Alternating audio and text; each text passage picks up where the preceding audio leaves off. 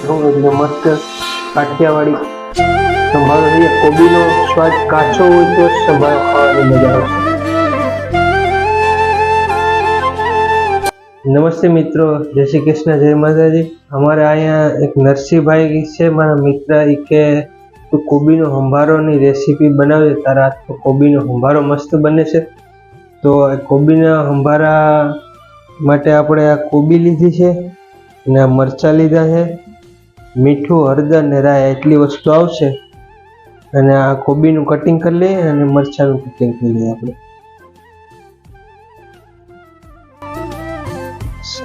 અહીંયા અમારે અમદાવાદમાં કોબીનું શાક કરે ને આપણે કાઠિયાવાડમાં સંભારો કરે છે।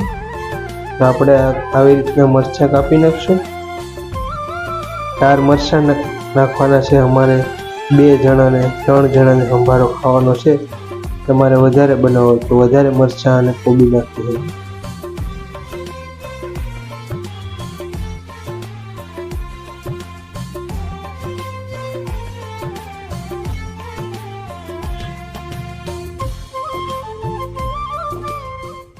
આ મરચાં આવી રીતના કટિંગ કરી લેવાના અને કોબી કરી લેવાની કટિંગ।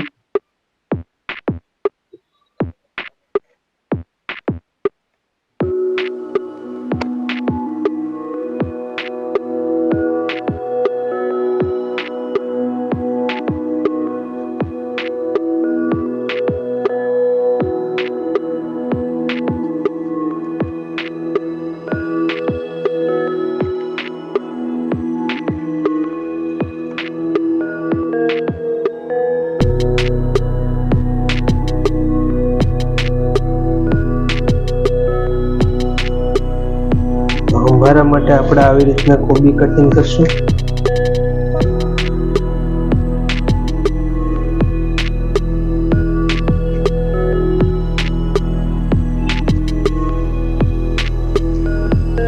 આપણે સૌરાષ્ટ્રમાં કાઠિયાવાડી કોબીનો સંભારો, મરચાંનો સંભારો દરેક લગ્ન પ્રસંગમાં હોય, બધાને ખાવાની ખૂબ મજા આવે એવો આપણે કોબીનો સંભારો બનાવીશું।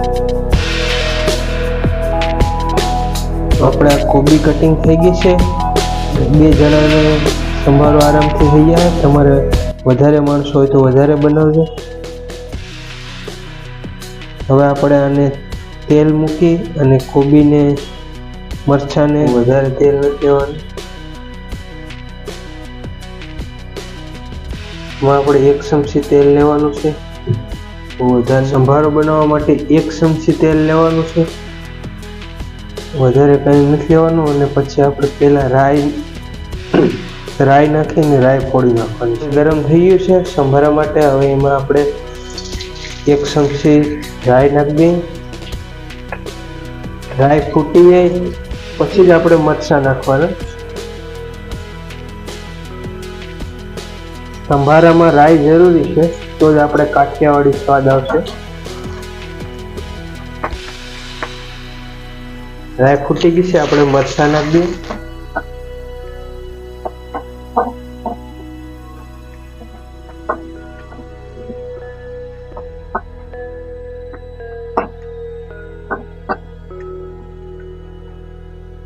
મરચાં સેજ પાકી જાય પછી આપણે મીઠું, હળદર નાખશું।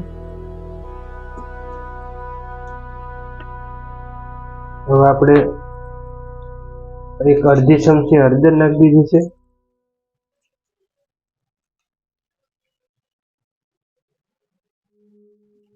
એક ચમચી નાની મીઠું નાખી દઈએ છે સંભારા માટે। અને પકાવી દઈએ। હવે આપણે ગેસ બંધ કરી દઈએ છીએ અને હવે પછી કોબી નાખીએ છીએ। કોબીને પકાવવાની નથી, કાચી ગરમ કરવાની છે। અને 1 મિનિટ આ ગરમ બકડિયામાં આપણે શેકાવા દેવું એટલે મસ્ત કાઠિયાવાડી સંભારો થઈ જાય। કોબીનો સ્વાદ કાચો હોય તો જ સંભારો ખાવાની મજા આવશે। ખાલી હળદર મીઠા વાળું થઈ જાય અને આ સંભારો ખાવાની બહુ મજા આવશે।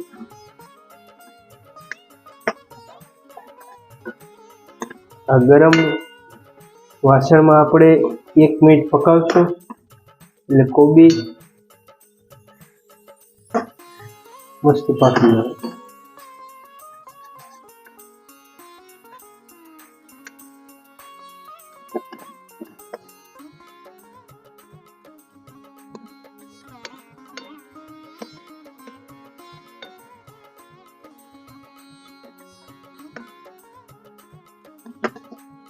તો મિત્રો આપણે આ કોબીનો સંભારો એકદમ કાઠિયાવાડી આપણે સૌરાષ્ટ્રમાં ખાય એવો થઈ ગયો છે. તો અમારે અહીંયા ઉત્તર ગુજરાતમાં મારા મિત્રો છે આવો સંભારો નહીં બનાવતા, એ કોબીનું ડાયરેક્ટ શાક જ બનાવે, અને આપણે કાઠિયાવાડમાં સૌરાષ્ટ્રમાં આવી રીતે સંભારો બનાવીએ. તો આ એટલે મેં નરસિંહભાઈના કહેવાથી સંભારાની રેસીપી બનાવી છે.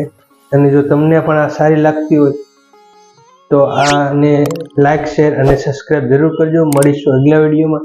ત્યાં સુધી જય માતાજી, જય શ્રી કૃષ્ણ, બાય.